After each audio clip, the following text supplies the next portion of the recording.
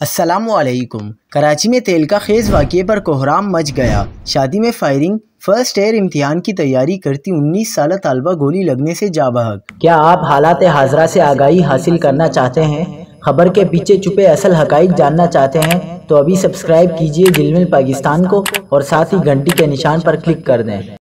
आपको बताते चलें कि कराची में शादी की तकरीब में फायरिंग से फर्स्ट ईयर की इम्तिहान की तैयारी करती 19 साला तालिबा गोली लगने से जाँ बहक हो गई। न्यू कराची के इलाके में शादी की तकरीब में हवाई फायरिंग की जद में आकर 19 साला लड़की जाँ बहक हो गई।